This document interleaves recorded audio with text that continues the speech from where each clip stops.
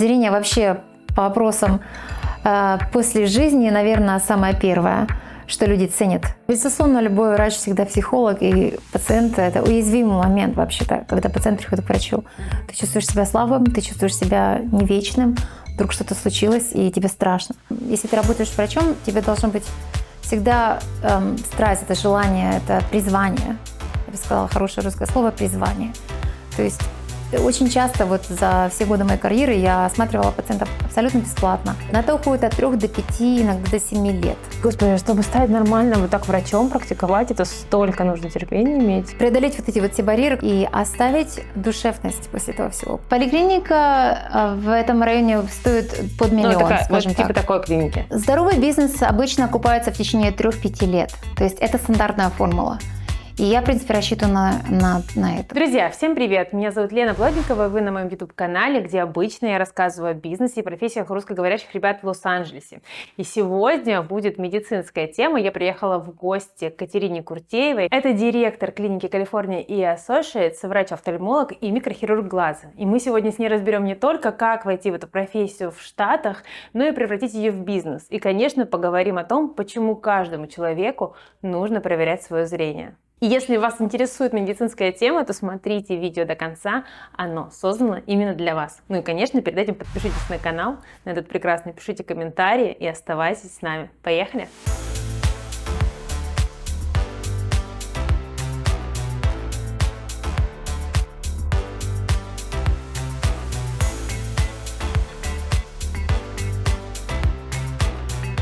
Катерин, добрый день. Добрый день. Прежде чем перейти вообще к нашему основному разговору, хочется больше понять специализацию, чтобы зрители понимали конкретно, чем ты занимаешься, и от этого уже делали там свою дальнейшую проклинику и так далее.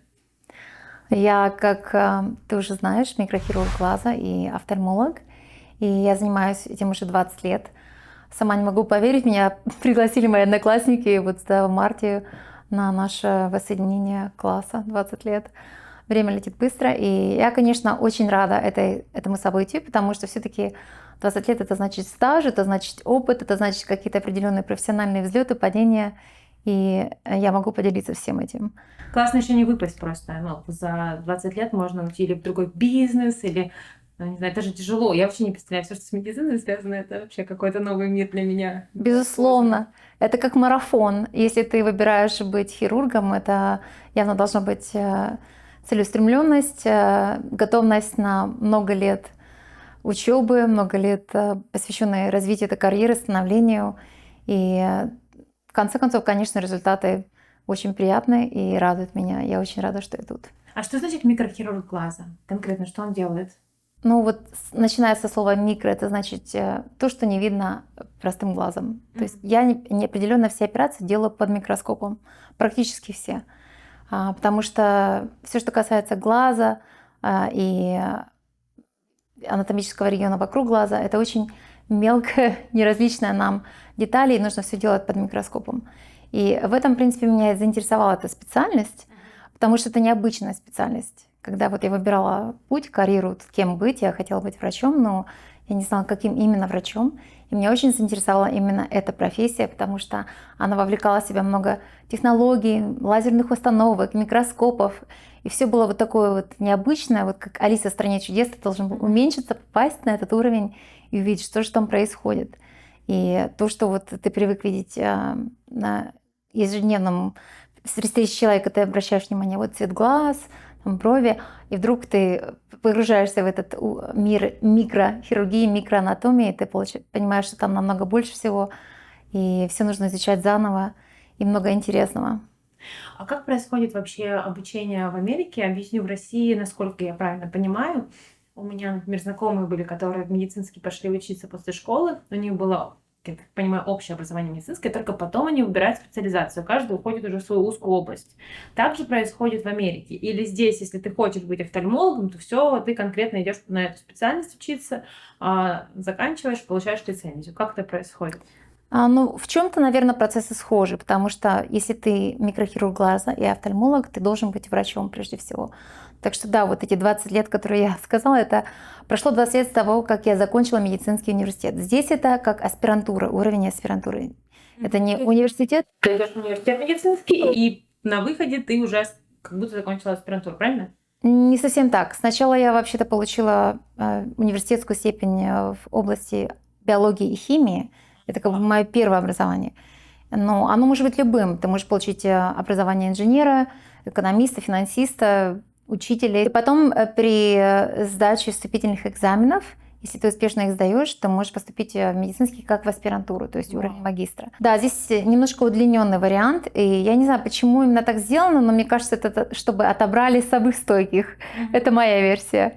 С другой стороны, тебе дается шанс расширить свой кругозор. И должен ли ты решить, хочешь ли ты заниматься медициной или чем-то другим. Потому что если ты изучаешь компьютерное дело или инженерные работы, может, тебя все-таки уведет эта специальность. И с третьей стороны, мне кажется, все-таки это ценность для профессии медицины, если инженер приходит, становится врачом. Потому что даже этот инженер иногда с опытом или тот же финансист с опытом может прийти в область медицины и улучшить процессы, которые уже установлены людьми, которые получили чисто вот научное образование, как я. То есть иногда это с миру по нитке, получается, улучшает саму профессию, когда люди с разных профессий приходят, становятся врачами. Это расширяет рамки, повышает планку, особенно вот в такой специальности, как моя, где используется много технологий. Мне вообще в целом нравится вот эта система образования. Я сейчас тоже в университете учусь, и тут General Education. У меня все спрашивают, на кого ты учишься? Ну, первое, когда русскоязычные слышат, а на кого ты учишься? И ты начинаешь объяснять, что это General. У меня там вообще и биология, и история, и теология. То есть вообще я религию изучаю, там, я про ислам изучаю, например, там, в том числе. И я потом могу эти 3 года использовать, чтобы выбрать, например, что-то по журналистике, по продакшену, и вообще уйти в другую сторону. И почему вот я сейчас удивилась, в хорошем плане, я вот сижу, думаю, окей, ты пошел, например, изучать биологию, химию, и у тебя спектр, ну, ты же можешь уйти не в медицину, а можешь вообще, у тебя такой широкий спектр выбора профессий, и ты уже условно с головой, там, спустя 4 года магистратуры, например, там, 3 года магистратуры, ты уже в здравом уме, рассудке понимаешь, что тебе нравится, куда тебе хочется идти. А у нас, получается, ты идешь в медицинский, и все, вот 5 лет, пока ты не закончил, потому что не все решаются перевести в другой университет, там, особенно кто-то, например, если там из династии медиков, то все, как это, ты пошел в медицинский, значит, ты будь добр, либо продолжай свое обучение до конца, потом будешь выбирать, либо, не знаю, отчисляйся и жди там следующий год. Безусловно. Если честно, я хотела вообще заниматься международными отношениями, инвестициями, финансами, когда была школьница. И то, что я оказалась именно в научном профиле, это была чисто случайность. Получилось, когда я сюда приехала, мое знание английского это было просто must-have, это нужно было иметь по-любому. На Украине я сдавала олимпиады, участвовала в олимпиадах на городском и международном уровне, а тут это было просто как бы необходимый навык. То есть это не делало меня какой-то особенной вот студенткой, скажем так, и нужно было искать что-то вот интересное для меня, что-то новое. И мне предложили попробовать именно науки, потому что здесь профессиональный уровень жизни обеспеченный, если ты становишься как бы дантистом, врачом, и какие-то вот старшеклассники подошли и сказали, давай ты попробуешь взять эти курсы, которые тебе помогут стать врачом, если тебе понравится. И оказалось, что мне, оказывается, прекрасно идет и биология, и химия, и мне это было интересно. Здесь были потрясающие преподаватели, которые вдохновляли меня, расширяли мои горизонты, и я окунулась в это 100%, и это дало свои результаты. Мне полностью появилось это вот желание, которое принесло мне как бы 12 лет образования. То есть, получается, в целом, все, что связано со здоровьем здесь, в Калифорнии, если мы там снимаем, да, сейчас в Лос-Анджелесе, это достаточно хлебная профессия. И если нас, ну, я, да, сейчас фантазирую, условно, может быть, и не хлебная.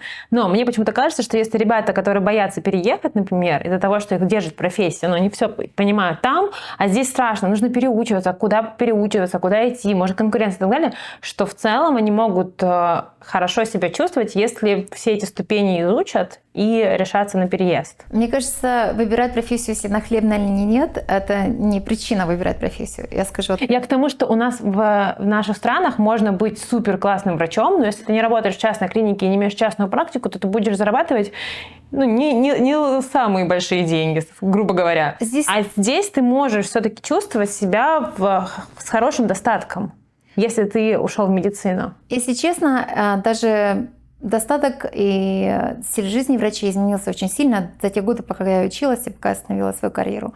То есть, когда я сюда приехала в 90-х, да, это было так.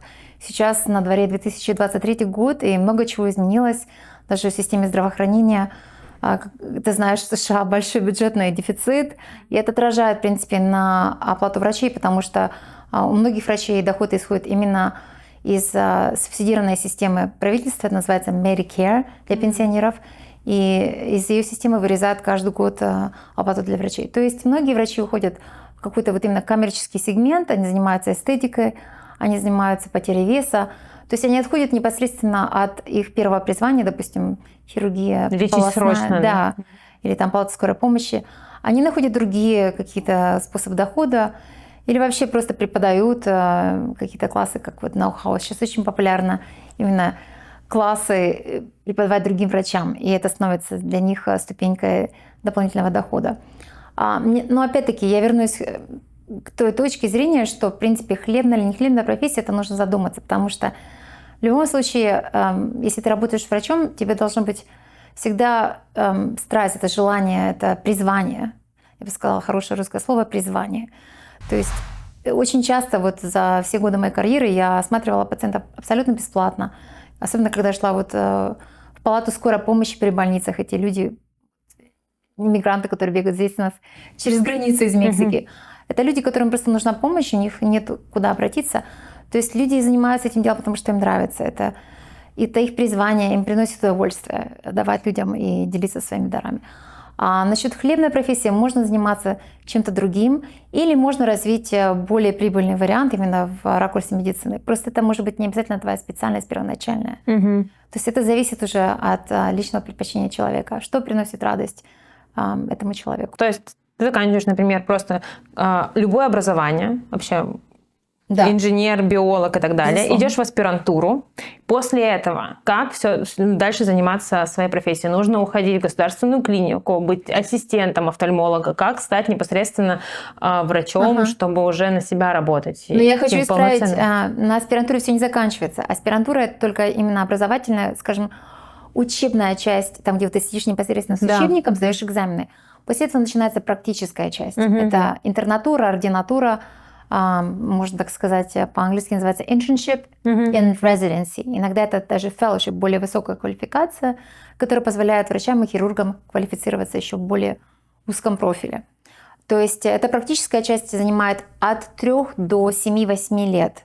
И это даже не учитывая те пути, где люди выбирают еще заниматься научной работой, где они хотят делать какие-то эксперименты, изучать какие-то приборы, изучать какие-то лекарства. Это еще добавляет годы к их образованию и становлению как научного работника. Эта практика идет в учебу, правильно? Она как учеба воспринимается? Воспринимается как учеба, частично там платят какую-то вот минимальную стипендию, скажем так. Ну, да. Хочу спросить, на что жить вообще, чем пользоваться людям, которые в это уходят? Потому что, мне кажется, можно через 7 лет психануть. Ты же хочешь есть. Безусловно. С финансовой точки зрения это очень тяжело. Нужно, чтобы поддерживал либо какой-то член семьи, либо папа, мама, либо ты берешь... Параллельно еще что-то делать, но это с ума сойти можно столько. Суду из банка. Такая нагрузка. В моем случае лично я поделюсь. Вот я взяла суд из банка. К счастью, на тот момент я уже была гражданкой Америки, и я могла пойти в федеральные службы и взять суд. Но это суд оплачивается в течение 30 лет. Вау! Серьезно? Да, но это позволяет как бы более планомерно платеж, но также ты можешь, конечно, выплатить раньше. Но, в принципе, это как бы помогать тебе реализовать твою мечту, скажем так. Вообще, я удивлена, что на 30 лет, не условно, там не на 5, не на 10, когда ты в гонке еще должен думать, как ее закрыть, и думать, как тебе еще в профессии своей быть востребованным, помимо твоей учебы. Были случаи, когда, я помню, мой коллега, в тот момент студент, учился в медицинском и сообщил, что его отец только выплатил свои студенческие займы. Устоявшийся врач, да. То есть почти что пенсионного возраста. Хорошо, окей. Еще, получается, несколько лет интернатуры. И как все-таки я хочу добиться понимания, как потом самостоятельно уже уходить в работу? Хорошо. Во время ординатуры твоя задача не только изучить именно практические навыки по твоей профессии, а также задача найти работу. И это формируется в процессе конференции, звонков. Ты изучаешь, допустим, географический регион. Если ты выбрал вернуться в Калифорнию, скажем, ты хочешь здесь жить, это, в принципе, твоя задача найти какие-то поликлиники частные, либо академцентры. Если ты хочешь работать именно в учебном заведении, то ты должен сам найти, проконтактировать либо работодателя, либо, допустим, директора отделения, там, научного завкафедры, если это университет, и сам проявить инициативу. То есть ты подаешь резюме, ты делаешь звонки. В более таких активных случаях ты можешь приехать даже в это место и там замаячить, словить кого-то там между пациентами, сказать, вот я интересуюсь. Иногда помогает какую-то бесплатную вот стажировку назначить, проявить себя, познакомиться ближе, показать, какой ты человек. Потому что очень многим людям нравится, когда они знают кого-то лично. И в таких случаях люди, которые ординатуру выбирают, допустим, в Калифорнии изначально, у них, конечно, больше шансов остаться в этом же месте. Или там Нью-Йорк, или Чикаго. То есть люди, конечно, стараются выбрать место именно ординатуры в том месте, где они хотели бы жить в идеальном случае. Но во многом именно поиск профессии зависит от тебя лично. То есть никто не ждет тебя, там нет такого распределения, как вот в советские времена или в современные времена. Тебя послали в какую-то там деревню, там, где вот нужен фельдшер или врач. Да. А здесь такой системы нет абсолютно. Есть, конечно, и система военная. Ты можешь выбрать, подписать контракт с армией или с военно-морскими силами. Тогда тебе платится дополнительная стипендия. В принципе, как преимущество, если ты выбираешь этот путь. И тебе немножко комфортнее жить во время этих лет стажировки и ординатуры. Ты можешь, может быть, даже завести семью, воспитать детей, так как у тебя есть средства на дом. Но если ты не выбираешь контракт с военно-морскими силами или там, с именно военным отделением, то ты должен сам себе искать профессию, сам искать место, где ты хочешь. И ты сначала можешь только ассистировать, получается, офтальмологу, да? Нет, ты можешь делать все, что хочешь. В принципе, если есть такой дух предпринимательства, ты можешь сам вот открыть свою поликлинику, вот как сейчас вот мы сидим. Есть случаи. Раньше это было легче сделать, чем сейчас. Сейчас более, скажем, дерзкие или более жесткие условия финансирования начала стартапа. Оборудование очень дорогое, оно ёмкое, и аренда, естественно, коммерческих помещений тоже намного тяжелее войти, если ты только что закончил 12-летний путь без зарплаты, скажем так. Ну да, это вообще я не То есть большинство людей выбирают более стабильную платформу, либо это стипендия от военной стипендия, либо это академический центр, где есть гарантированная зарплата, либо ты идешь в коммерческую структуру, где она финансируется тоже вот инвесторами в основном, и ты получаешь зарплату. Ну, ты понимаешь, что зарплата, в принципе, они тебя максимально загружают. Это в какой-то степени конвейер. Немножко вот все, что касается, когда финансисты влазят вот именно в сферу медицины и здравоохранения, то что-то теряется в этом. Теряется душевность, теряется возможность врачам делать независимые решения, потому что все идет более в коммерческую струю. А если, например, вот нас смотрят большинство ребят русскоязычных, которые находятся за пределами Штатов, какая-то часть есть здесь, но большинство все равно не находится в России, в Украине, и они, например, смотрят с целью понять, как здесь себя чувствовать, если ты работаешь в медицине или там тот же офтальмолог, например, в России, как тебе переделать профессию. И ты сказала, что у тебя есть примеры твоих знакомых, которые также приезжали с этим образованием российским или там украинским. Как они переделывали, что им для этого нужно? Им нужно опять вот этот путь проходить огромный здесь или нет? Опять-таки, человек, который приезжает сюда, конечно, ты человек с большой мечтой, потому что даже преодолеть географическое расстояние, выучить язык, это уже, как говорится, требует guts, как по-английски говорят. Нужно иметь хребет. Но если это призвание быть врачом после карьеры в предыдущей жизни, скажем так, еще есть там теплица, то, конечно, можно стать на этот путь становления тут. Он долгий. Практически нужно пройти все то же самое путь, который я взяла на себя. Нельзя как бы закрепить свой опыт предыдущий и сразу же открыть кабинет тут. К сожалению, здесь профессиональное лицензирование очень строгое и требует местных подтверждений, документов. Есть в случае дантиста хорошие варианты, которые можно конвертировать, скажем так, в твое образование. Есть школы, которые вот, стоматологические университеты, которые принимают именно выпускников из бывшего СССР с их дипломом подтвержденным, и за 2 года они позволяют им стажироваться здесь и получить именно американский диплом. То есть это потрясающая возможность именно для стоматологов. Для врачей именно или хирургов такой возможности нет. Им нужно начинать как бы все с самого начала. Им нужно идти в аспирантуру. Им не нужно идти в аспирантуру медицинскую. Что им нужно сделать? Им нужно подтвердить свой диплом при помощи экзаменов. Потому что во время моего медицинского образования я сдавала экзамены. Они стандартизированы, как вот ЕГЭ есть теперь. А здесь есть экзамен, называется USMLE, United States Medical Licensing Examination. И есть 3 ступени, которые включают в себя вот это вот становление. Большинство людей, которые приезжают уже хотя бы со знанием английского, они, в принципе, сразу бросаются за учебники и сдают эти экзамены. Ну, это подготовиться в целом самостоятельно можно, не нужно на какие-то курсы идти. Есть разные варианты. Большинство людей, конечно, не берут курсы, потому что курсы дорого стоят. Да? И большинство людей на этой стадии уже, у них есть достаточно практики за плечами, они могут сесть и выучить материал, может быть, там заплатить за какой-то вот вариант, где можно тестовые вопросы проработать, вот бывшие вопросы, которые сейчас в циркуляции с этих экзаменов, и найти коллег, которые в такой же ситуации. И они, в принципе, успешно сдают. На это уходит от 3 до 5, иногда до 7 лет. То есть это такое... Господи, чтобы стать нормально вот так врачом, практиковать, это столько нужно терпения иметь. Вот я, да, конечно. Пошла на журфак, 5 лет проучилась, все, ты можешь работать уже там со 2-го курса, начиная с 3-го курса. Да, поэтому, как я и сказала в самом начале, это должно быть призвание. Это вопрос номер 1. Это твое или нет? И готов ли ты ради этого двигаться на много лет, и несмотря ни на что, на какие-то препятствия?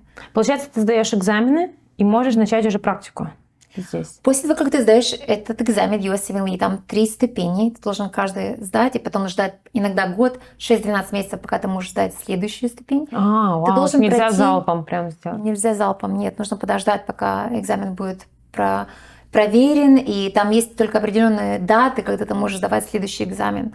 И он, кстати, длится от 4 до 6 часов. Он довольно-таки тяжелый, скажем так. В общем, потом идет процесс ординатуры. И вот на ординатуру есть распределение, но это в какой-то степени лотерея. К сожалению, для иностранных врачей это попадание вот именно в эту лотерею ординатуры стало тяжелее в последние годы. Когда я проходила свою ординатуру, это был 2003-2007 год, в это время еще было довольно-таки много иностранных врачей. И обычно их можно найти там в Чикаго, в Нью-Йорке, в таких вот городах, куда иностранцы всегда вот стремятся, потому что там есть окружение, культурное им легче. Сейчас стало почему-то сложнее. Не знаю, то ли они сократили количество мест, то ли просто увеличилось количество также медицинских вот этих вот аспирантур тут, и больше выпускников по месту уже получилось. Но стало очень тяжело попасть. И вот то, что мне рассказали мои коллеги, которые добились этого, они, в принципе, чуть ли не бесплатно вот записываются на стажировку в какие-то места, у которых исторически есть предпочтение иностранным выпускникам, и они работают в течение 3-6 месяцев, опять-таки лично проявляют себя, свои знания, проявляют свою работу с пациентами напрямую. И когда вот ведущий врач, возле которого они работают, привязан к нему, видит, они могут написать характеристику положительную. Или пригласить к себе на работу, получается. Да, но опять-таки это не будет прямое приглашение, это будет просто большая помощь, скажем так, взлет во время этой лотереи, распределения. Все равно нужно проходить через процесс распределения. Но этот процесс распределения подразумевает под собой интервью, и нужно, чтобы ты до этого интервью дошел. И потом комитет рассматривает твою кандидатуру. И если, конечно, члены комитета знают тебя непосредственно, они как бы прощупали тебя, скажем так, во время этой стажировки, которую ты сам лично пожертвовал свое время, иногда это бесплатно, ты должен себя содержать во время этой стажировки. Но они знают, что ты надежный человек, что ты прекрасно держишься с пациентами, за твоими плечами есть опыт. Они порекомендуют тебя, и, в принципе, твои шансы по распределению очень велики. А куда они могут распределить тебя потом? Ну, в свое же как бы отделение, потому что они знают тебя. Или, в принципе, есть более такие вот отделения в сельскохозяйственном районе, может быть, посоветовать туда или написать рекомендацию, у которых там есть знакомые в тех местах, в которых нужны более отдаленные регионы.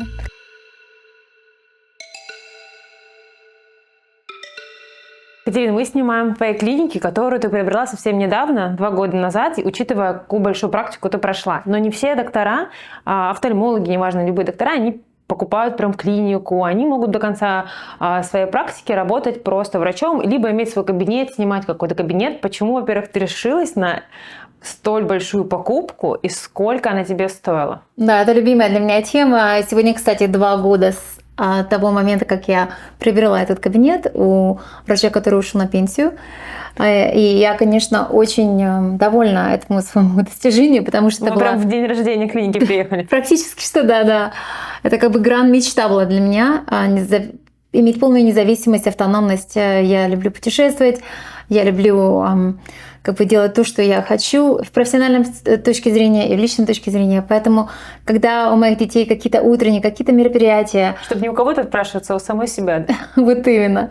И это огромный плюс для меня. Это просто камень с плеч случилось, когда вот у меня свое расписание, я сама себе хозяйка. У меня просто в голове появилось такое чувство свободы. Я, в принципе, жила свободную всю жизнь, но вот это вот был большой-большой плюс. И эта профессиональная свобода тоже повлияла на решения, которые принимаю, в смысле того, что какие решения нужно принимать, когда лечить пациентов, куда их посылать, направлять, каким врачам дальше или где делать операции. То есть в это вовлекает во много свободы не только в личном плане, но также вот в профессиональном. Но прежде чем мы пройдем в клинику, я сразу говорю, что она достаточно большая. Я была удивлена, потому что я думала, что здесь оптика, ресепшн, и там 2 кабинета максимум. А там достаточно их много, и выглядит это все дорого. Учитывая, что мы еще в Оранж Каунти, это... Мне кажется, что здесь цены чуть-чуть дороже, потому что здесь намного чище, чем в самом Лос-Анджелесе. Здесь нет хомли, здесь такие живут белые, американцы, безопаснее и так далее. И как раз вопрос, сколько же стоила вообще такая клиника? Нужно брать на нее лон, можно ли брать на нее лон, или только за кэш покупать? Как это вообще все работает? Точно журналистка, не бухгалтер. Я учусь, второе образование получаю. Ну да, конечно, здесь, в принципе, жить довольно-таки дорого, и работать тоже дорого, но опять-таки это мечта. Мы все рады платить цену за то, что мы живем в солнечной Калифорнии, прекрасное побережье Тихого океана. Ты можешь улететь в любую точку планеты, у нас крупный аэропорт рядом, и вообще просто приятные люди. Ты можешь кататься на лыжах через 2 часа, и ты можешь плавать в океане. Насчет цены, в общем, конечно, я шла очень долго к этому шагу. 15 лет своей карьеры первой я работала на кого-то, и, соответственно, зарабатывала и профессиональный опыт, и финансовую основу, платформу. Конечно. Благо в Америке есть, опять-таки, как я говорила, о федеральных субсидиях для образования. Также есть субсидии для развития малого бизнеса. Просто нужно попасть в эту струю. То есть не каждый малый бизнес может получить лон, если он захочет. Да, нужно доказать, что бизнес, который ты хочешь приобрести, вообще рентабельный, что он приносит прибыль. Нужно убедить банкира, что ты респектабельный человек, что ты не возьмешь деньги, убежишь и не вернешь им. То есть там есть определенные критерии. Кстати, мне помогла наша русская мигрантка в Лос-Анджелесе найти эту суду. То есть я большой пропонент того, что мы должны помогать друг другу. И вот этот момент как бы мне карма вернула, что эта женщина помогла мне. В общем, как ты ищешь инвестора, просто обычного человека, который ищет, куда вложить ему деньги, точно так же ты в банке должен представить такой бизнес-план, бизнес-модель, на что они тебе дают деньги. Они заняли под большой процент, и ты пошел гулять с этими деньгами. Безусловно, это была большая работа, проделана с бумагами, бюрократическая мельница работает хорошо, но, в принципе, это все было обосновано, все было очень прозрачно, и это было посильно, скажем так. Но так все-таки я хочу цену услышать.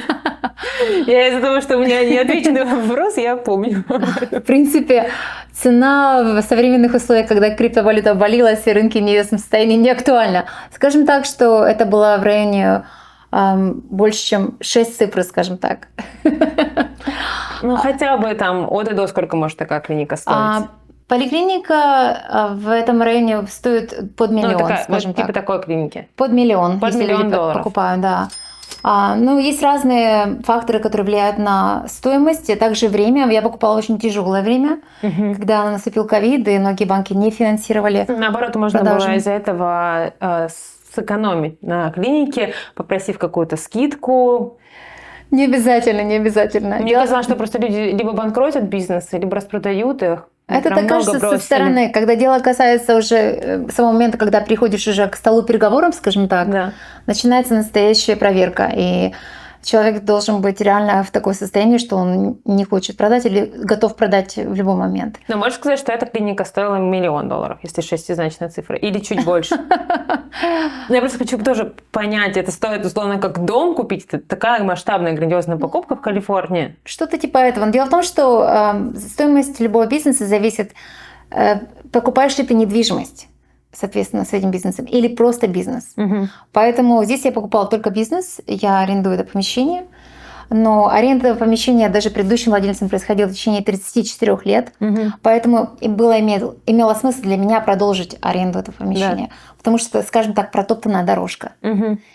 А если покупается такой бизнес, покупается с сотрудниками, со всем оборудованием, или ты приходишь в голые стены, ну, просто у тебя есть вывеска и все? В каждом случае по-разному. В моем случае здесь уже были сотрудники, но в моих силах было их оставить, нанять обратно или уволить в тот же день покупки, скажем так. И что было сделано? Остались ребята, которые работали? Мы взяли команду, которая была здесь. К счастью, я знала эту команду с предыдущих работ, потому что они, кстати, перешли сюда до моей покупки.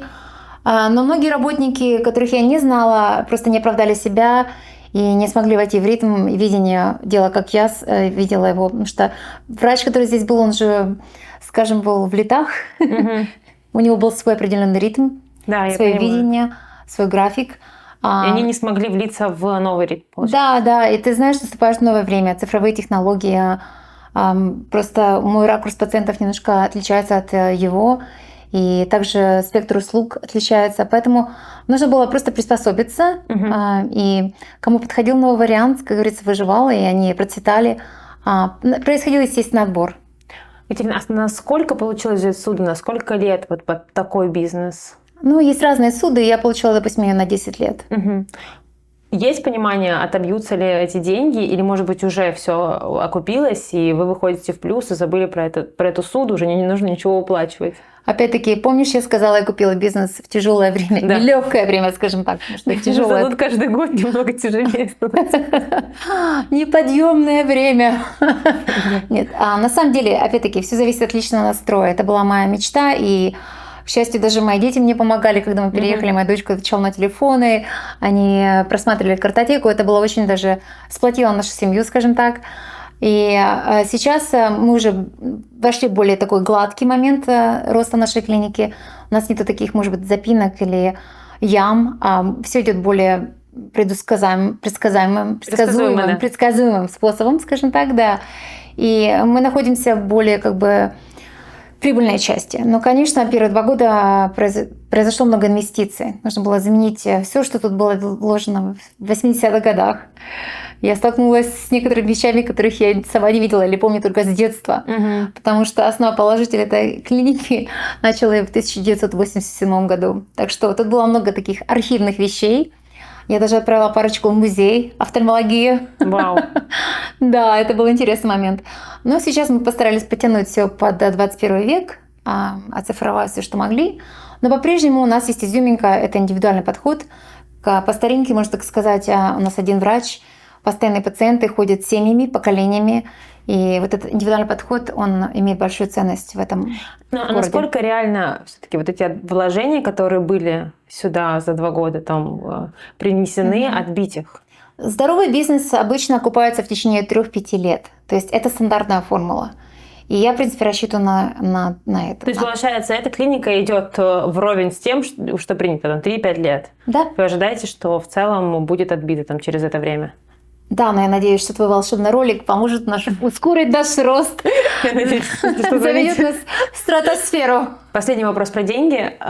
Учитывая, что столько вложений, столько обязательств перед банком, трат, которые пошли на то, чтобы переделать, что-то унести, насколько ты сейчас чувствуешь, что это дает тебе больше финансовую свободу, чем когда ты работала на кого-то, на какую-то клинику? Или все это ровно из-за того, что есть зарплаты, есть какое-то обновление оборудования и так далее, там выплата еще суда этой, аренда? На данный момент мы находимся в стадии роста, как я говорила, от 3 до 5 лет. Да. То есть нету особого преимущества, если честно, вот на данный момент, в смысле моего личного я об этом развития. говорю. То есть на данный момент я получаю ценности из владения бизнесом, своей свободой, тем, что я могу развивать бизнес в своем направлении. То есть по доходам все примерно так же, просто появилась свобода. И плюс свой бизнес. Да, мне приятно то, что мои дети могут помогать мне. Они изучают вообще, что такое труд.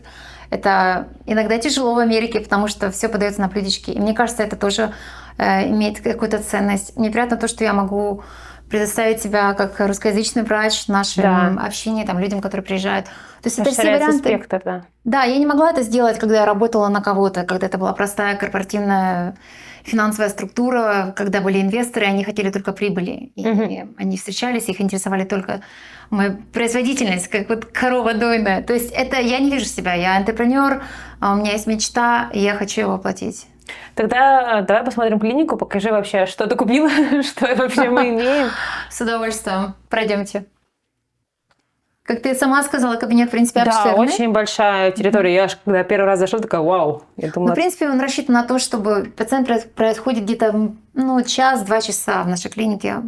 Пройдет с момента того, как он поступит или она, и с момента, как я закончу осмотр, и пациент получит все ответы на свои вопросы. А вот с первого шага, куда приходит пациент? Что он делает? Вот он появился здесь, прошел ресепшн, дальше. Да. После этого мы обычно проходим в комнату осмотра первую, где мой ассистент проверяет зрение, изучает историю болезни, заполняет медицинскую карточку, решает какие-то предварительные вопросы, дает мне знать, если есть какое-то что-то ургентное, что-то срочное. И я обычно не начинаю осмотр. Я уже подхожу, когда пациент готов. Иногда требуется расширяющие капли, иногда требуется какая-то диагностика. Когда пациент готов, они уже усаживаются в комнаты осмотра здесь. У нас есть 2 такие комнаты похожие. Отличается оборудование от того, что делает ассистент, вот когда он приходит сюда к тебе? Нет, оно очень похоже. Иногда, как я сказала, нужно делать диагностику, чтобы не сделать правильное заключение. Мне необходимы дополнительные анализы. Ой, а можно рассказать об этих страшных приборах? Потому что у меня самой было плохое зрение до лазерной операции, и я помню вот эти все кругляшочки, где ты смотришь, в целом мне это знакомо. А вот эти приборы я не помню, либо мне память стерла из-за того, что был стресс. Да. В принципе, тут стресса особого нет. Здесь не происходят никакие процедуры, но вот здесь эта машина, допустим, измеряет перифериальное зрение. Это важно для измерения глаукомы и прослеживания за этим процессом.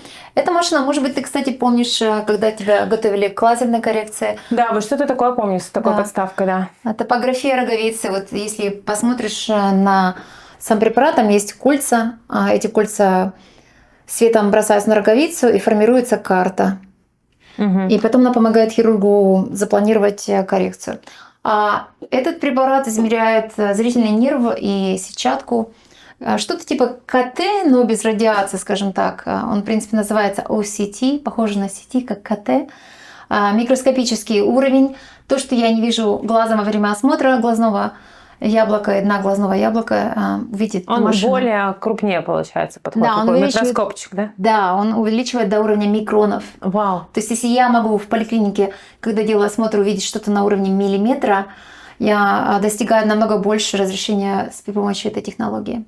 В целом, если есть какая-то проблема с глазом, этот аппарат покажет нам все. Не все, но главные части — зрительный нерв и макула, где живут фоторецепторы, это сетчатка. А можем на примере одного из этих машин, если можно так назвать, рассказать цену их? Ну, просто обозначить, сколько вот хотя бы одна такая стоит. Но опять-таки цена зависит от производителя.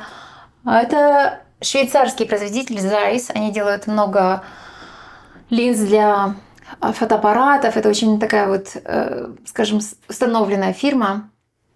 По-моему, она где-то в ракурсе 50 тысяч или 30 тысяч, что-то типа этого. То есть любая аппаратура стоит минимум 30 тысяч и выше.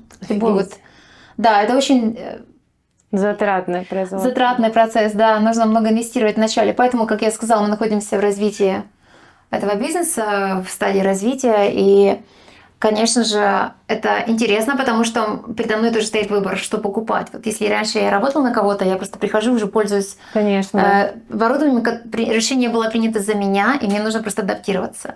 А на данный момент я могу принять решение, что лучше. То есть уже в твоем ресурсе выбрать что-то сильнее, какое-то оборудование, современнее, последнюю новинку рынка. Да, безусловно. Потому что это тоже постоянно обновляется, я так понимаю. Безусловно, да. И вот за последние 2 года я именно этим занималась. Я выбирала самое лучшее для пациентов в этой клинике, потому что, в принципе, регион, который требует этого. И я хотела тоже донести всегда это пациентам. Это у нас бутиковая клиника, скажем так, и я хотела донести самое лучшее для них. А давайте посмотрим еще следующий кабинет, потому что там тоже другое оборудование и немного другие функции. Ну, здесь у нас, скажем так, кабинет процедур. Угу. Это лазерная установка. Это не такой лазер, который ты испытала на себе. Это не лазерная коррекция. Это лазер, который мы используем для лечения глаукомы, а также вторичная обработка катаракты. Очень простой лазер и эффективный. Пациент может прямо ехать домой после процедуры тут, и не нужно никакого наркоза. То есть это очень распространенная процедура. Также мы иногда делаем маленькие процедуры, мы выдвигаем лазеры, устанавливаем эту кровать, как носилки, что ли, для маленьких процедур, которые мы делаем в офисе. И одна из них включает эстетику. Вот этот препарат называется Morpheus 8. И это, в принципе, израильские разработчики, которые придумали это. Ну, в принципе, в основе этой процедуры лежит микроукалывание с радиочастотными волнами. То есть в этой приставке ставится стерильная насадка, в которой есть 24 иглы, покрытые чистым золотом. И при помощи этих иголочек они доставляют радиочастотные волны, а также тепло в подкожный слой. Что является результатом такого лечения? Это продукция коллагена, подтяжка кожи. Соответственно, после 3 сессий улучшается структура кожи, маленькие морщины, которые ты не можешь избавиться при помощи ботокса, и также упругость. То есть можно не только полечить глаз изнутри, но и снаружи все, что связано там рядом с ним, все тоже немножко улучшить. Да, это насадка не только для района вокруг глаз, как век, а также для всего лица, включая шею. То есть даже есть у тебя приставка, которая существует для других областей тела, то есть может быть даже кожа на коленях, на руках. Есть очень широкое применение этой аппаратуры. Но в своем офисе, так как я занимаюсь и блефропластикой, и ботоксом в своем офисе, я как бы предлагаю это как дополнительную сферу услуг. А мы можем пройтись по ценам самых распространенных услуг клиники, хотя бы от и до? Но большинство услуг в нашей клинике покрываются страховыми полисами, и, в принципе, это не является как бы таким барьером для пациентов. Но я хочу опять-таки подчеркнуть, что я предлагаю самые лучшие технологии моим пациентам. Это значит, если они делают операцию на катаракту, удаление хрусталика, вживление искусственного импланта, то это будет лучшее, что есть на рынке. Это значит использование лазерных технологий. Не только как бы вручную операция вовлекает, скажем, по старинке, то, что мы делали 50 лет назад, мы брали лезвие, делали какие-то надрезы, дробили этот хрусталик ультразвуковым препаратом. Сейчас лазер делает половину этой операции за 50-60 секунд. Это происходит очень быстро, безболезненно, с нагреванием тканей, что приводит к меньшему воспалению после операции. То есть воспалительные процессы после операции неизбежны, но использование лазерных установок приводит к быстрейшему заживлению, скажем так, после этой операции. Также хрусталики, искусственный хрусталик, который мы вживляем, мы предоставляем различные ракурсы. Это не простые хрусталики, которые позволяют тебе видеть вдали.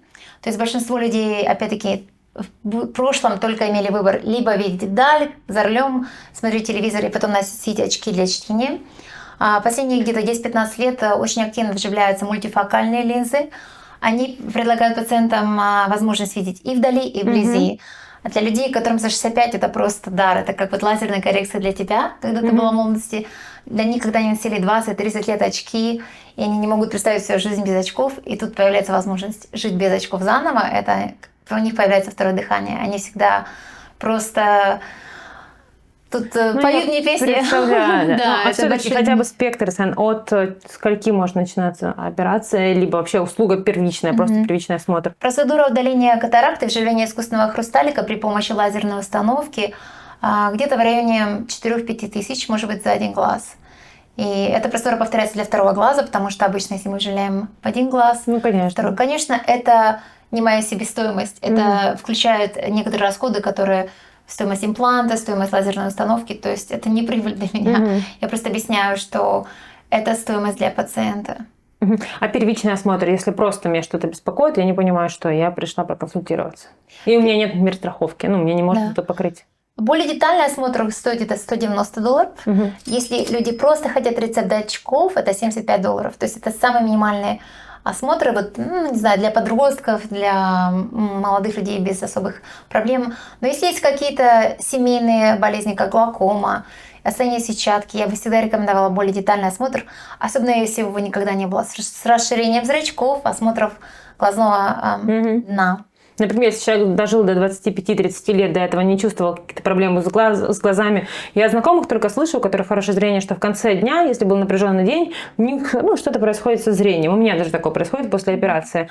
Но достаточно поспать и отдохнуть, и у тебя все восстанавливается. Если люди не чувствовали потребность ходить к офтальмологу, то уже в 25-30 лет им тоже нужно хотя бы раз в какое-то время проверяться. Да. Потому что могут быть неочевидные же проблемы в том числе. Безусловно, есть некоторые проблемы, которые существуют и развиваются без симптомов.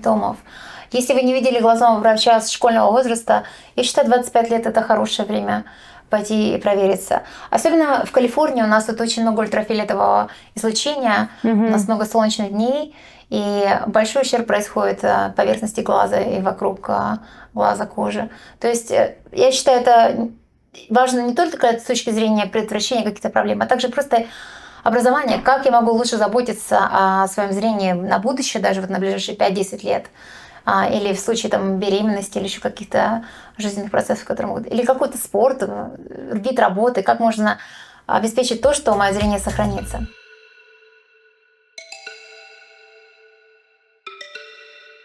А я еще хочу поговорить про ответственность. Мне всегда было интересно, люди, которые занимаются медициной, микрохирург глаза.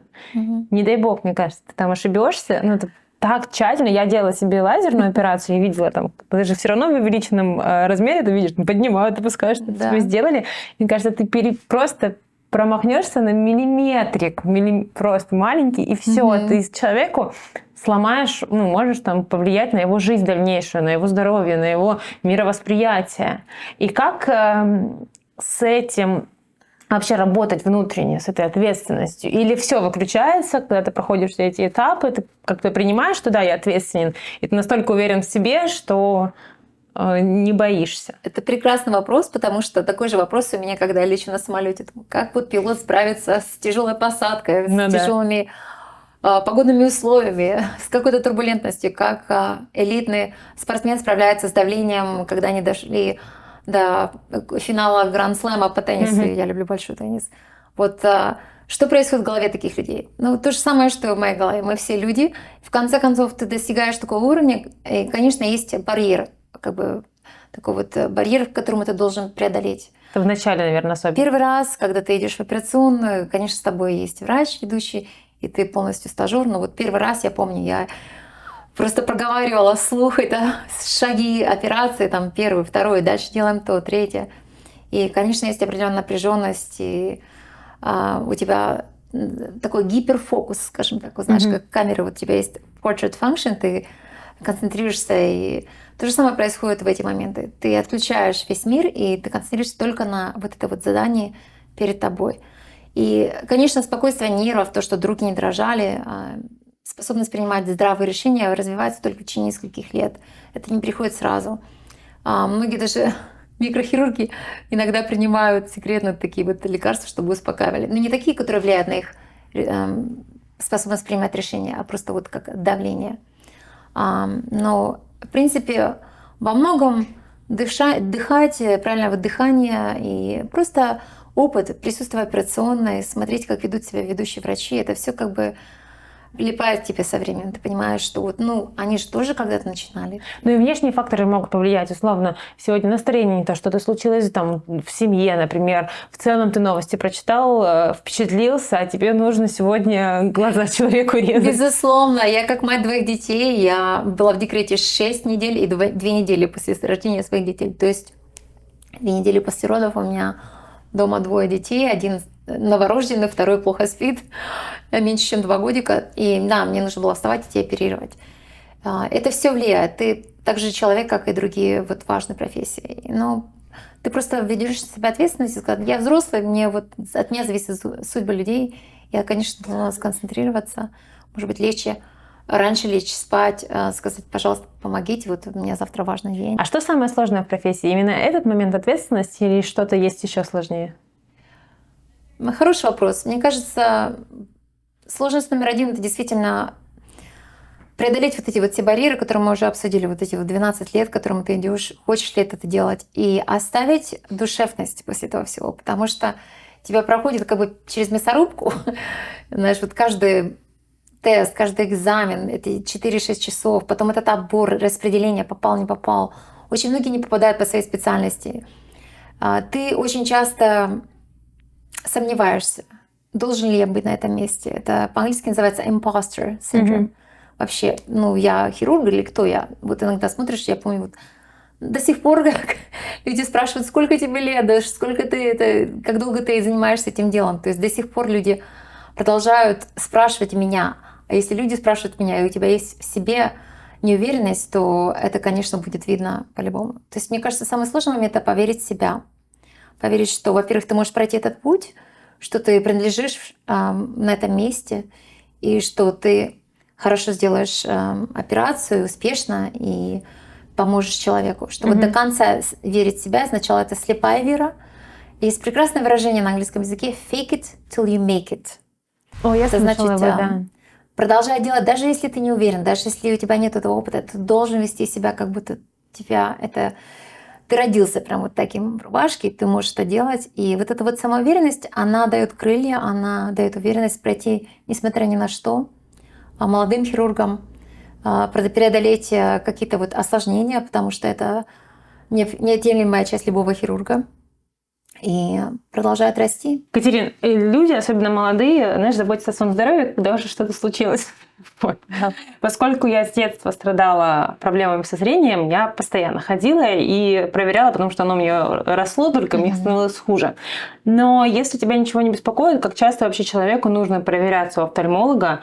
Есть рекомендации, опять приведу в пример гинеколога, что раз в полгода нужно ходить, стабильно проверять. Есть ли такое для зрения, может быть, раз в год, раз в 2 года, чтобы не упустить какие-то моменты важные? Прекрасный вопрос, и я считаю, важно его осветить. Конечно, если это ребенок дошкольного возраста до 5 лет, он должен осмотреться у врача глазного 1 раз. Обычно педиатр найдет проблему во время простого детского годового осмотра. А если ребенок школьного возраста, опять-таки здесь в школах проводятся осмотры каждый год, они проверяют зрение и слух. Не упустят, да? Да, если происходят какие-то аномалии, то, конечно же, ребенка приведут на осмотр. Также, если родители замечают, что, допустим, есть косоглазие, что, может быть, один глаз закрывается постоянно, это все признаки, причины для того, чтобы ребенка привести на осмотр. Когда ребенок становится в подростковом возрасте, растет, быстрый рост наблюдается, то, конечно, иногда меняется и зрение. Очень часто, особенно в наш цифровой век, когда все дети и подростки сидят на приборах, телефонах, компьютерах с утра до вечера, у них идет большая нагрузка на зрение, и у нас, скажем так, сейчас по всему миру пандемия близорукости. То есть не ты одна была близорукая, и особенно у людей с Юго-Восточной Азии. Я была близорукая, когда ты не была мейнстримом, когда еще не было так много телефона. Да, но, в принципе, использование вот этих приборов влияет очень сильно. Поэтому, если наблюдаются изменения уже в подростковом возрасте, и особенно ребенок сидит очень часто на приборах, то стоит тоже привести на проверку. Если все отлично, замечательно, проверимся через 2-3 года. Но если это взрослый человек, 25-30 лет, как часто ему нужно проверять? Потому что я после операции, это было в 2015, уже 8 лет назад, 7 лет назад, я забыла вообще ходить. Может, у меня какие-то есть изменения, но я просто не хожу. Меня так в моменте не беспокоит. Ну и что ходить? Вообще-то после лазерной коррекции, я не знаю, какие консультации тебе давали, но по месту они говорят, проверяться раз в году тоже стоит.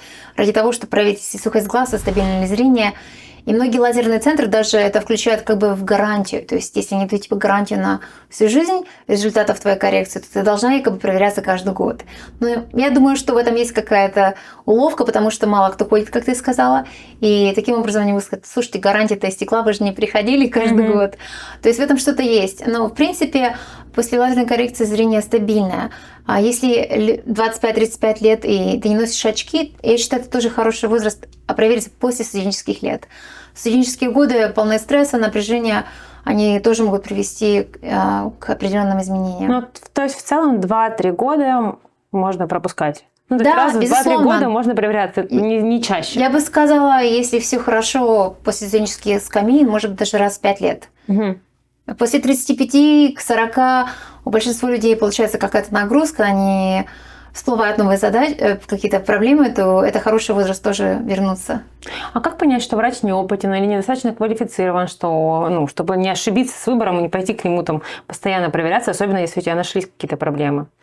Ну, конечно, ты можешь смотреть вот практику работы, правильно? Ты можешь решить, ты хочешь идти к молодому врачу или ты хочешь идти к более опытному пожилому врачу. Это такой очень щепетильный вопрос. Но многие молодые врачи, кстати, очень квалифицированные, они образованные, они знакомы с самыми новыми технологиями. Может быть, им не хватает немного клинического опыта, что-то редкое, что-то уникальное. Но, в принципе, они, как бы, скажем, подкованы. И они прошли несколько экзаменов недавно, у них как бы все на мази. Опять-таки, можно сказать, пожилые врачи более опытные, они видели много интересных случаев. Но иногда наступают некоторые возрастные процессы даже для них. И у некоторых падает зрение. То есть это такой щепетильный вопрос. Я бы сказала, снова сарафанное радио. Спроси у знакомых, проверь на Гугле, на Елпе. Но мне кажется, если врач работает больше хотя бы 3-5 лет, у них достаточно и клинического опыта, и довольно-таки современные знания. Я хочу вернуться еще к лазерной операции, потому что у меня много ровесников, которые имели плохое зрение и сделали операцию. Кто-то сделал уже здесь, в Штатах. Это достаточно страшно, когда ты еще в новой стране ищешь хирурга, который тебе это сделает. Но есть несколько мифов вокруг лазерной операции. Либо ты должна сделать до рода, как вот я почему сделала, потому что мне подруга сказала, если ты не сделаешь себе такое большое зрение, ты не сможешь там в будущем родить сама. Это для меня было каким-то... Не то, чтобы я собиралась завтра в роддом, вообще не было никаких предпосылок к этому, но это на меня так повлияло, что я из-за этого сделала операцию. Собственно, я могла бы так всю жизнь в линзах и проходить. Кто-то говорит наоборот, для женщин ты должна сначала родить ребенка, а потом уже делать операцию, потому что наоборот, может все разорваться, и у тебя не станет зрения. Это слухи, которые я подчеркивала в течение нескольких лет. И кто-то говорит, что на 100% лазер все равно не работает, и это не гарантия успеха, что у тебя все глаза будут видеть в течение всей жизни. Это мифы, это правда. Насколько тогда это правда, если это так? Сразу так много мифов. Я наслушалась, поскольку я в этом жила несколько лет. Да, конечно. Скажем так, в медицине никогда нету 100% гарантии ни на что, я начну с конца. А мне давали. Ну, это хорошо. Никто не посмотрит это видео. Смелость и храбрость, и отвага. Я бы сказала, что современные технологии на 99,9 могут дать такую гарантию. Но никогда не 100%, потому что всегда есть индивидуальные случаи, всегда есть какие-то генетические мутации, как роговица себя ведет, как сетчатка себя ведет. Глазное яблоко может продолжать дегенерировать. То есть каждый человек индивидуальный. Но для большинства людей лазерная коррекция работает, особенно если кандидат был подобран правильно. И это, в принципе, современные критерии очень прозрачные. Если хирург занимается коррекцией зрения много лет, то все должно пройти гладко. Я бы сказала, самое большое препятствие для лазерной коррекции – это сухость глаза. То есть иногда она не продиагностирована вовремя и может быть развиться случайно, и внезапно, скажем так, не случайно, а внезапно после лазерной коррекции. Это, конечно, вот единственный случай, когда я бы сказала, некоторые люди могут сожалеть о том, что они сделали лазерную коррекцию. Но для большинства людей, которые прошли лазерную коррекцию, они очень довольны своим выбором.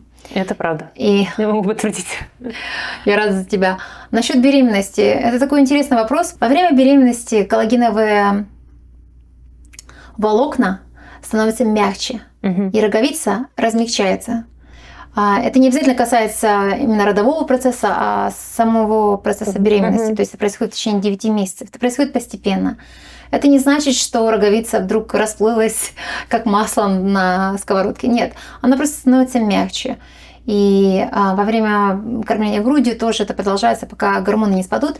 Мы обычно ждем 3 месяца после заканчивания этого процесса, когда ребенок уже не кормится грудью, и гормоны падают до более нормального, стабильного уровня.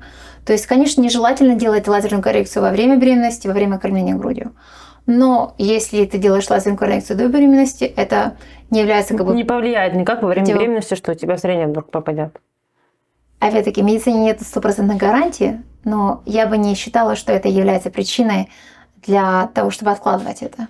А если, наоборот, зрение очень большое, вот в моем случае было -7, и у меня у подруги было подобное зрение, и ей как раз врач сказала, что ты должна быстрее делать, пока у тебя нет детей, потому что поскольку у тебя такое большое зрение, есть риск, что во время естественных родов у тебя вообще может пропасть зрение. Опять-таки, врач, похоже, в этом случае говорил о более редком исключении, когда волокна сетчатки очень хрупкие, и они могут продолжать дегенерировать. То есть это индивидуальная, может быть, история? Безусловно, да. Как я сказала, в медицине нету стопроцентных историй, это всегда 99,9. И каждый человек ведет себя по-своему. Поэтому давать такие общие консультации, общие правила очень тяжело в медицине. Все сходится к тому, что нужно выбрать врача, пройти в кабинет, сделать осмотр и исходить из этого. Какие могут быть неочевидные проблемы с глазами даже у молодых людей? Не беспокоит каждый день, но в целом там что-то развивается.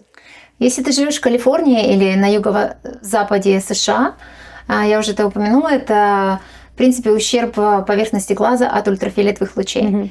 И вначале это может быть неощутимо, но с возрастом появляются желтые блямы на белой части глазного яблока, и они потом могут перерасти в более глубокие шрамы, которые ползут на роговицу. И в конце концов многим людям приходится делать операцию, удалять этот шрам, поэтому очень важно защищаться от солнца. Это солнцезащитные очки, это панамки, это крем, который блокирует ультрафиолетовые лучи. А коротко, можно пройти, что должно быть в очках, чтобы точно знать, что они защищают тебя от солнца? Потому что, опять-таки, в масс-маркете очень много же просто декоративных очков, которые люди используют в повседневной жизни, в том числе и здесь, особенно сейчас, когда все разъехались по разным странам, и Турция, и Дубай, где солнце не меньше светит и наносит вред.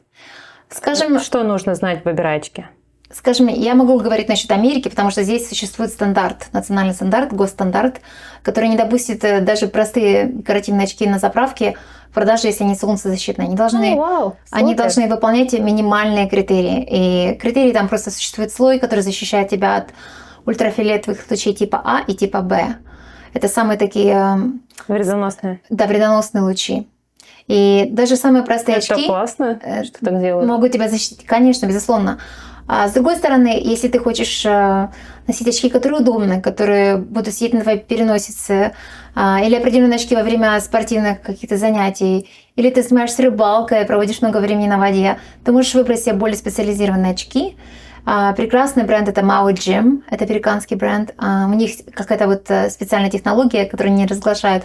Они дают большую резкость на воде и ярком солнце в тропических условиях. А если говорить о линзах цветных, тоже это иногда бывает модно, особенно когда приходит Хэллоуин, ребята могут менять цвет глаз, насколько они могут навредить глазу, и как часто можно их носить, если ты покупаешь цветные линзы? В Америке, и я надеюсь, в других странах тоже, цветные линзы защищены каким-то патентом и допущены к массовому рынку только после проверки. То есть даже если они просто ты их на Амазоне покупаешь, что обычно... На Амазоне они должны продаваться, скажем так, скажу откровенно. То есть контактные линзы — это все-таки считается медицинский препарат. И если ты накладываешь вот этот кусок пластика, скажем, на свое глазное яблоко, это все-таки то, что должно регистрироваться, то, что должно изучаться. К сожалению, каким-то образом даже на заправках они иногда продают такие вот цветные линзы, в магазинах, где вот готовятся к каким-то мероприятиям, к вечеринкам, они тоже продаются во время Хэллоуина. Это опасное явление, я не поддерживаю это как врач. То есть зная лучше этим не увлекаться? Не то, что не увлекаться, я считаю, что это должно закончиться. Во многих штатах это незаконно. То есть я знаю, что в Калифорнии я не могу найти, допустим, в рознице цветные линзы. Они существуют только через кабинеты либо офтальмолога, либо окулиста. И это производители, которые занимаются контактными линзами профессионально. То есть они делают не только декоративные, они также делают контактные линзы с рецептом. Вау, я недавно для себя просто искала, я открыла Amazon, потому что я не думала, что это настолько пагубно. Я проносила линзы, опять-таки, пока у меня было плохое зрение, я не относилась к этому как к чему-то, что может испортить. Скажем так, у молодых людей здоровая поверхность глазного яблока, нет таких пагубных проблем. Один раз поносил, пронесло, второй раз поносил, понесло, третий раз не пронесет. К сожалению, в своей профессии я видела много осложнений. Бывают язвы роговицы с потерей зрения. постоянными шрамами навсегда, Для меня которые... сейчас, как модно говорить, инсайт просто, что цветные линзы, это прям отговорили меня сейчас от покупки. Да, люди страдают, вот эта вот больная тема, все хотят быть голубоглазыми, зеленоглазыми, такая экзотика. То есть, если прям очень хочется, лучше пойти к врачу или в специализированную оптику, да? И то не во всех оптиках здесь можно найти это. Практически в любой оптике, где есть либо окулист, либо офтальмолог, есть такая услуга. Просто иногда они, может быть, нету в рознице, нужно заказать их под спецзаказ, но они есть. И это проверенный бренд, да, безопасные линзы. Пожалуйста, не спите с ними. Всегда доставайте в конце дня и храните в специальном растворе, который предназначен для хранения контактных линз. У меня точно есть время подумать, что мне нужно. Прям появилась пища для размышлений, потому что я действительно хотела попробовать. Ну что, всю жизнь кореглазая? Ты можешь попробовать. Это если что, забавно. Знаешь номер клиники. Ну, конечно. Даже по месту ты можешь найти в любой оптике. Там где вот Target, Costco. Да.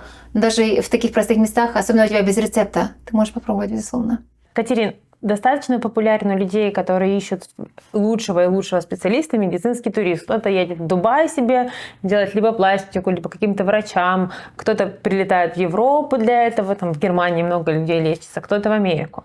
Можно рассказать вообще, можно ли, как найти специалиста в другой стране? Потому что разброс большой, а что ты там в интернете можешь найти? Могут быть отзывы, но окей, они могут быть написаны людьми, которые заинтересованы в том, чтобы были хорошие отзывы. На что ориентироваться и понять, что действительно тебе нужно полететь, потратить деньги и время, но тебе нужен именно этот доктор?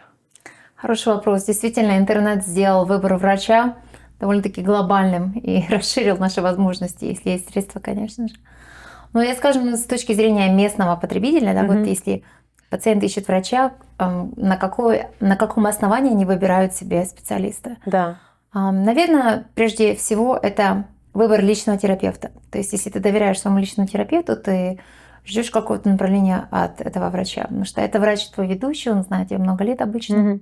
Если нету такого врача, и ты абсолютно начинаешь с нуля, и у тебя есть доступ либо по страховке, либо ты просто готов заплатить с кармана, я бы начала, наверное, с Google Reviews и Yelp Reviews. Это, конечно, не настоящий такой литмус-тест, но все-таки это какое-то начало. И можно посчитать, даже если у врача есть отрицательные отзывы, можно прочитать их, почему они отрицательные. Потому что, если честно, очень часто отрицательные отзывы у врачей не из-за того, что врач что-то сделал, а это касается, допустим, персонала в офисе, в кабинете. Там не ответили, там что-то пропустили, или там... Технические моменты. Безусловно, это не касается абсолютно квалификации, а сфера здравоохранения, особенно в Америке, достигла именно сферы услуг. Это уже непосредственно, как тебя обслужили, какое-то впечатление на тебя произвели. Это уже нету такого вот подхода по старинке, когда ты пришел, да, меня вылечили, меня поставили на ноги. Здесь очень много выборов, и поэтому сфера услуг уже накладывает свой отпечаток. Я бы начала с этого. А многие люди также в современное время, когда есть Telegram, есть какие-то закрытые Facebook-группы, открытые Facebook-группы, могут пойти туда. И в какой-то степени это цифровое сарафанное радио. Если ты даже не знаешь людей, ты можешь заранее спросить в какой-то группе того региона. Просто заходить в группу, например, тех же русскоязычных этого города, если ты находишься в России, там, русские в Лос-Анджелесе, и там начать искать своего доктора здесь. Да, можешь сделать запрос, и тебе сразу же с радостью ответят целый хор людей с опытом. И слава богу, у нас очень хорошие врачи, и местные, и русскоязычные врачи. И у нас есть хороший ассортимент, хороший выбор. Окей. Получается, можно сказать, что не только можно приезжать сюда для получения услуг важных. Меня сейчас кто-то посмотрит, вы им понравитесь как персонаж просто, как человек, и они подумают, что легче вам довериться, и приятно просто с вами работать со своим зрением. И также можно получить консультацию онлайн вашу. Или с этим сложнее? Если ты запутался в своей стране, тебе не нравится, что тебе говорит твой доктор, ты пошел к другому, тебе тоже не нравится. У меня так было только с одним врачом в России, с гинекологией. Я реально прям обошла несколько врачей, потому что некоторые тебе говорят такие ужасы, что ты вот так вот выходила, кто-то тебя как крестная мама вот так погладила по головке, все тебе рассказала, и ты счастливый ушел. Это прям действительно ресерч, достаточно тяжелый. Безусловно, любой врач всегда психолог, и пациент – это уязвимый момент вообще-то, когда пациент приходит к врачу. Ты чувствуешь себя слабым, ты чувствуешь себя не вечным, вдруг что-то случилось, и тебе страшно. Поэтому, конечно, хочется найти врача, с которым у тебя есть какая-то связь, доверие, внушает заботу, может быть, что-то даже материнское в этом есть. Это такой момент личный, скажем так, и это тяжело предугадать по отзывам. И 100%. иногда даже сарафанное радио для кого-то работает, для кого-то нет. То есть это личный момент. Насчет онлайн-консультаций, как мы уже обсуждали, моя специальность микрохирургия. То есть сложности существуют насчет онлайн-консультации в моей области, потому что многие моменты мне видны только во время личного осмотра. Даже если снимки человек скинет, вот все, что у него есть на руках на сегодняшний день, может не помочь, да, чтобы... Но вот это единственное исключение, если человек уже прошел консультацию по месту, где они живут, и у них есть довольно-таки обширная картотека или запись исследовательских диагностики, какой-то записи карточки. В таком случае, да, я проводила онлайн-консультации, и это было возможно. Я просто объясняла, что, вы знаете, я не могу оценить вашу ситуацию вот именно в этот момент, когда я с вами разговариваю, но я могу сделать, скажем, анализ предыдущих осмотров с другими врачами по месту и сказать, согласна ли, допустим, имея факты с этого допустим, медицинской карточки, согласна ли я с курсом лечения, или могла ли бы я предложить какую-то альтернативу лечения, что-то вот в этом роде. Но оценить здоровье глаза, прописать рецепт, это, конечно, невозможно на интернете сделать в онлайн-формате. Но просто все равно здорово, что ты можешь, сомневаясь в своем враче, или ты уже от безысходности не можешь найти, никому не доверяешь, можешь обратиться к иностранному специалисту, потому что, как я понимаю, все равно я здесь обращалась к врачам, и есть сравнение с Россией, здесь иногда разные совершенно подходы. То, что тебе не рекомендуют в России, здесь тебе, на тебя смотрят вот так вот, в смысле, у нас только такое лечение. Они объясняют аргументированно, почему это так происходит здесь. И в этом есть отличие. И уверена, что в офтальмологии тоже есть такие нюансы, где в России не принято, и там сам глаз условно вылечится. Здесь есть другие инструменты. Конечно. Я лично встречалась с такими случаями, когда вот мне давали варианты просмотреть чью-то карточку, что, конечно, были такие неординарные подходы или то, что здесь неприемлемо. Многие даже фармацевтические препараты, которые у вас существуют, скажем, в России, в аптеке без рецепта, это здесь невозможно. И многие препаратов не существуют здесь, потому что здесь существует очень строгая лицензировка и регистрация любого препарата фармацевтического или все, что используется в области здравоохранения. Потому что они могут нанести вред или почему? Да, они должны быть протестированы. Да, это должно, во-первых, не только вред, а также какой-то результат, пользу. Не обязательно все, что можно продавать, это как змеиное масло, это ни о чем. То есть прибыль ради прибыли. Хочется, если это какой-то препарат для здоровья, что он приносит пользу человеку, не обязательно вред. Но, конечно, не навреди, это, скажем,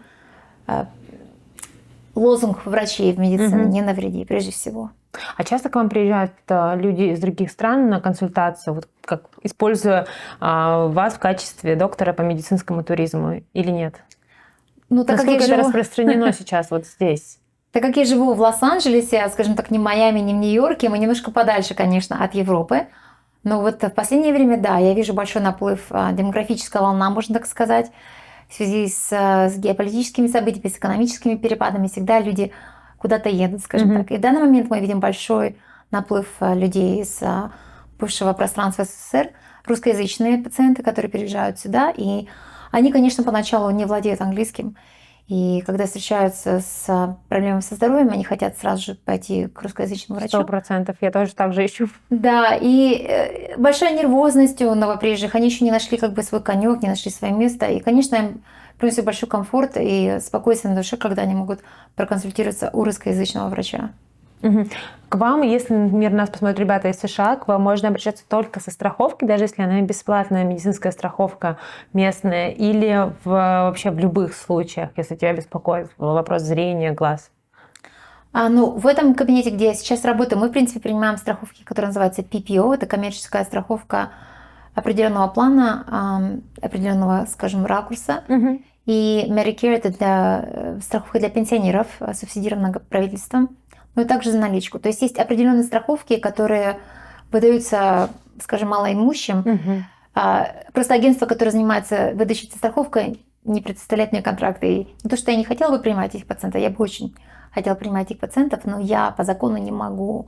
И там ограничивается количество врачей, которые допускаются в этот круг. То есть даже если у человека есть страховка, и они, например, познакомились путем этого видео с вами, они должны уточнить, позвонить вам в клинику, уточнить, могут ли они с вами проконсультироваться через свою страховку, пользуясь оплатой своей страховки. Это довольно-таки... То есть каждый человек просто с ней зайдет, получается. Скажем так, это стандартный подход. Это не только, допустим, подход моего кабинета, это стандартное обслуживание в секторе здравоохранения в Америке. Любой пациент всегда звонит, узнает, работает ли его страховой полис с определенным врачом. То есть это само собой разумеющееся. Я просто пока не ходила по страховке никуда, я только либо за наличку, либо просто к доктору ходила. Да, бесплатно. многие новоприезжие просто платят наличными, и мы свой прейскурант сразу же озвучиваем по телефону, как только они звонят, чтобы не было никаких, в принципе, сюрпризов. И люди, конечно, ценят свое зрение. Зрение вообще по опросам после жизни, наверное, самое первое, что люди ценят из всех вот ракурсов. Что вот ценят всего свое здоровье, это зрение. И, конечно, люди хотят удостовериться, все ли в порядке, когда возникают какие-то вопросы. Катерина, если я оставлю твой Инстаграм, и у людей, которые сюда только приехали, они увидят это видео, у них возникнут вопросы, проконсультироваться просто. Они могут написать, получить ответ, там, не приходя в клинику, через Инстаграм, познакомиться таким образом и с опытом с твоим, и вообще понять, можешь ли ты помочь с ним или нет. Я стараюсь вести свой Инстаграм сама, у меня нету, в принципе, команды, которая на данный момент этим занимается, поэтому я стараюсь отвечать на все вопросы сама. Если есть какой-то конкретный вопрос и есть доступ к медицинской карточке, можно назначить либо видеоконференцию, видеовизит, договориться об обмене карточкой. Более такие общие вопросы я обычно кратко обзор делаю, но я не могу сделать консультацию, опять-таки, как я объясняла, на интернете, потому что во многих вопросах нужен осмотр и в лицо. То есть, если это какой-то легкий вопрос, можно смело писать. Если это что-то более сложное, то лучше уже прийти на консультацию с документами, показать все снимки, либо пройти уже здесь диагностику какую-то. Практически что так, потому что иногда легкий для вас это сложно с медицинской точки зрения, ну скажем так. Да. Катерина, спасибо большое. Я оставлю все ссылки на клинику, на Инстаграм. И если кого-то это интересует, они могут воспользоваться. Это очень просто найти, перейти по ссылке в описании, потому что часто ребята теряются и пишут мне потом просто в Инстаграме, скиньте вообще этого героя, не могу найти, поэтому все будет здесь. Подписывайтесь на Катерину, подписывайтесь на этот прекрасный канал и на меня. И спасибо, что досмотрели. Все, пока-пока.